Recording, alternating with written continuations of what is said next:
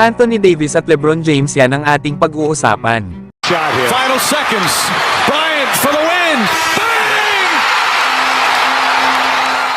Dating head coach na si Doc Rivers sinabing parang si Davis daw ang makabagong araw ni Scottie Pippen. Naayon pa kay Doc Rivers ay pinapanood niya daw itong si Anthony Davis.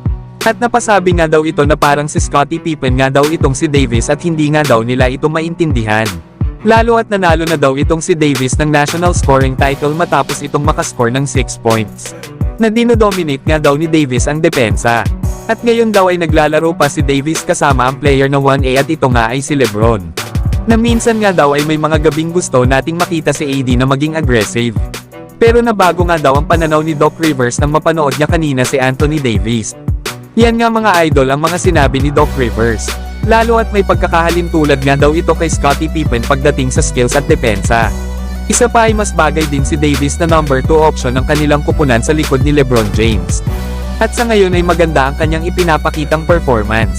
Nasa 30 games nga nito ngayong season ay nag-a-average ito ng 24 points, 12 rebounds at 2 blocks per game. Na meron namang 54% shooting.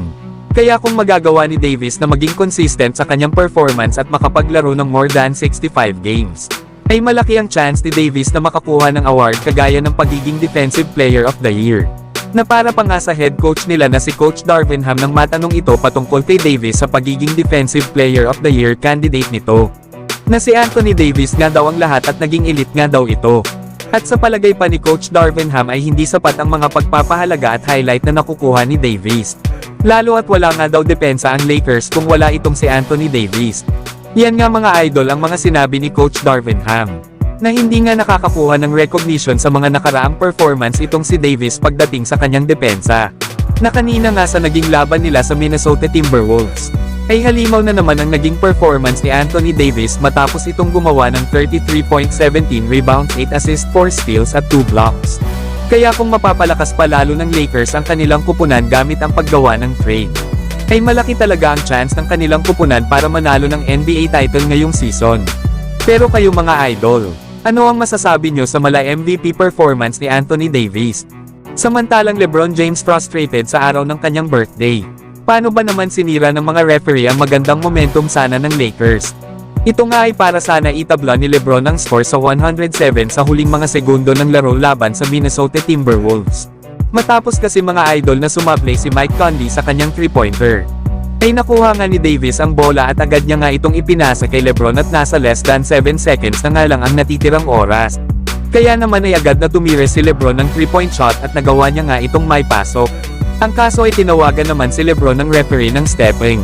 At nang i-review naman ito ng mga referee ay stepping daw talaga si LeBron. Pero kitang-kita naman sa screen mga idol na nasa behind the line ang mga paa ni LeBron. Ang sinasabi kasi ng mga referee ay stepping daw si LeBron noong ipinihit nito ang kanyang paa bago tumira. Kaya naman ay hindi talaga makapaniwala si LeBron at Davis kahit tinuturo na nila ang monitor na lagpas naman ang mga paa ni LeBron sa guhit. Kaya naman dahil dito ay tuluyan na ring natalo ang Lakers sa score na 108-106. Na para naman kay LeBron mga idol. Ay ano ba daw ang point pa ng pagkakaroon ng replay kung mali naman daw ang replay? Pero kayo mga idol, ano ang masasabi nyo? Stepping nga ba si LeBron o nagkamali lang ang referee sa pagtawag? So hanggang dito na lang tayo mga idol. At huwag nyo naman kalimutan mag-subscribe bilang pagsuporta.